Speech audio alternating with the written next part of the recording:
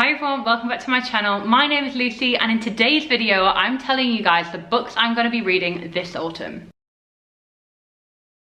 So it's that time of year again. How delighted are we all? I'm just talking about myself, but seriously, like, it's autumn again. I'm so happy. Anyway, this is one of my favourite videos of all time to film, my autumn/fall TBR, and honestly we have some corkers in this video. You will not want to miss this, so grab yourself a pumpkin spice latte. Here's one I made earlier, and honestly I'm so relieved that these are back. Like, anyway, grab yourself a lovely warm beverage and sit down with me and let's talk about autumn reading. So the thing I love most about this time of year is not only the fact that it gets a bit colder, it gets crisp, it gets cozy, but there are so many good new books coming out at this time of year, and a lot of those will be on my autumn TBR this year. So the first book will be Throne of the Fallen by Kerri Maniscalco.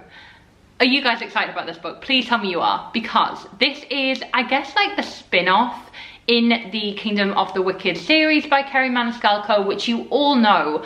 I am full on obsessed with that series. So Throne of the Fallen follows Envy, who is one of the 7 princes of hell in this kind of Kingdom of the Wicked universe.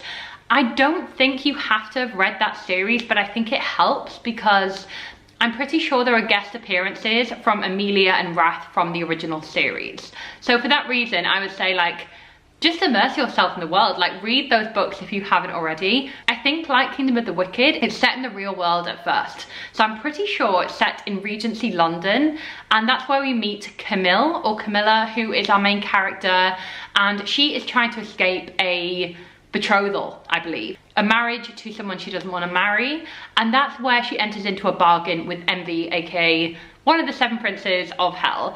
And I'm pretty sure that they go into hell, like those realms, in this book as well, because, like, I'm pretty sure we do get a glimpse into seeing Wrath and Emilia, and my heart for those two. Like, if you've read the Kingdom of the Wicked series, you know how good it is, you know how amazing their love story is. So I'm hoping for the same levels of, like, darkness, obsession, swoon-worthy romance, excellent kind of plotting and betrayal and secrets as we got from the original series as well. So this one is publishing on the 3rd of October and I am on countdown mode. I cannot wait for this. So I would say this is top of my list to read this fall. I cannot wait. The second book is another anticipated new release, and that is The Scarlet Veil by Shelby Maharin. Now, the series that this is also part of, kind of like Throne of the Fallen, The Scarlet Veil is like a spin-off, kind of like with a different character, to the Serpent and Dove series. Now, the Serpent and Dove series, another one of my favorites, like, absolutely adored that series. And The Scarlet Veil follows Selly, who is one of the key characters to that series. And I'm pretty sure this series is all about vampires. And I'm so happy vampires are having a comeback, because I'm sure The Scarlet Veil will be all sorts of excellent. Because I believe Selly becomes something called a chasseur, which is basically a kind of like the police, but like a religious police, where they kind of eradicate demons and evil creatures from the streets of Belterre, which is the world that this series is set in.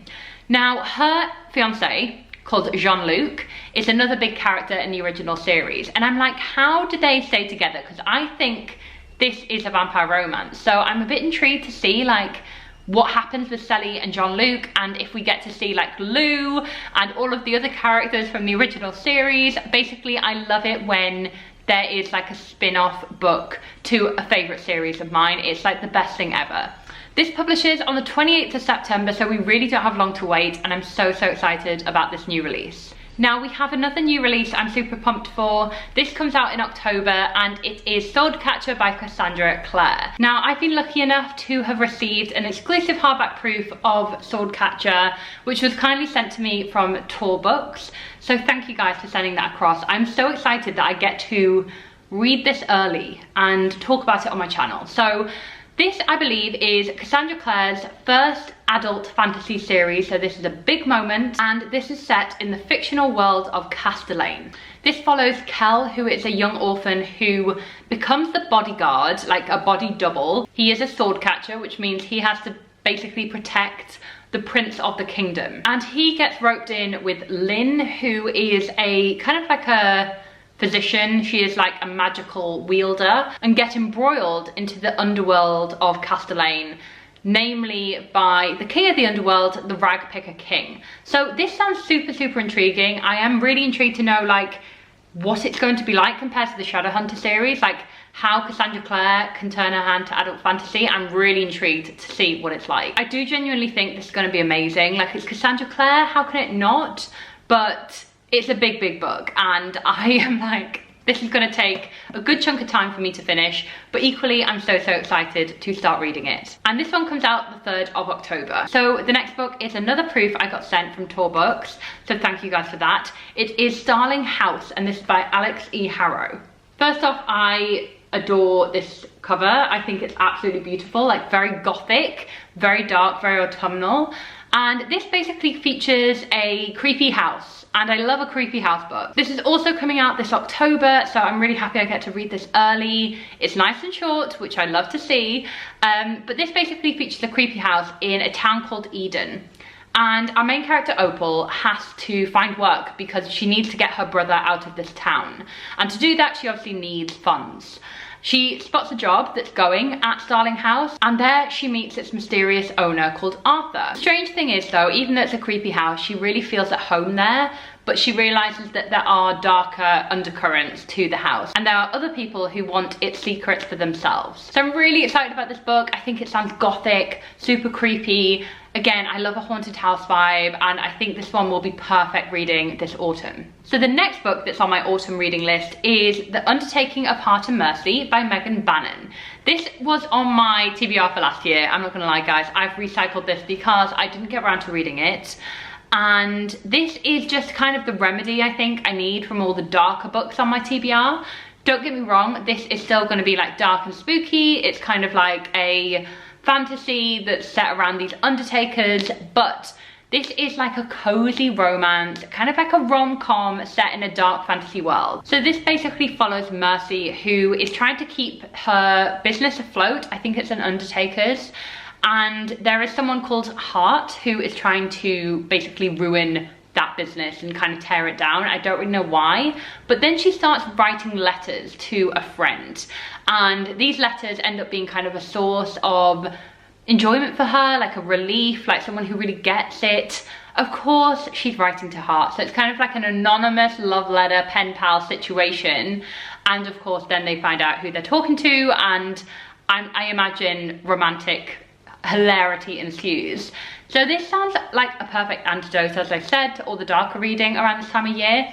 I love the fact that it's a rom-com in like a darker fantasy world, and I'm just super pumped for this book. I think it sounds awesome. So I really do want to read this book. I will get around to it this year, and I'll let you guys know my thoughts. The next book that's on my autumn TBR is The Foxglove King by Hannah Witten. I think I've had this on another TBR. I think this was on my fantasy romance TBR that I put up a few weeks ago, so I'll link that down below. Do check that video out. But this is basically a dark fantasy, kind of romance I guess, but a dark fantasy tale, which seems perfect for this time of year. This is the gorgeous Fairy Loot edition, so it's got beautiful artwork and an even more beautiful kind of cover. This follows Law, who when she was younger basically lived in a cult. She managed to escape from this cult, but she's been on the run ever since. So Law has made her kind of living selling poisons or potions, and when a poison run goes wrong, she ends up getting captured by the king of this world, and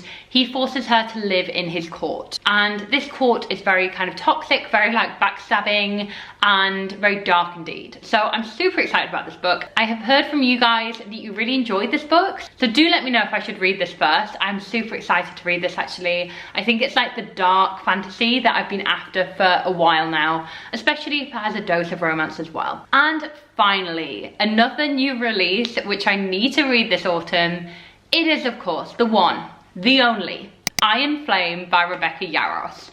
Who isn't excited about this book? I mean, it's the sequel to Fourth Wing. Oh my god, I really enjoyed that book, as did the rest of BookTube, BookTok, whatever. It is just like perfect, not cheesy, I was about to say cheesy dragon fantasy romance, but It's just great fantasy romance. It gave me all the kind of vibes I wanted. I do think if you're looking for something like more on the fantasy end, like more on the fantasy, less on the romance, you may be a bit disappointed, but oh my god, did I love it. So Iron Flame is coming out. I'm not gonna go too much into what this is about because like, if you've read Fourth Wing, you know what it's about. If you've not read it, then I'm not gonna spoil it for you. But basically this is dragon fantasy.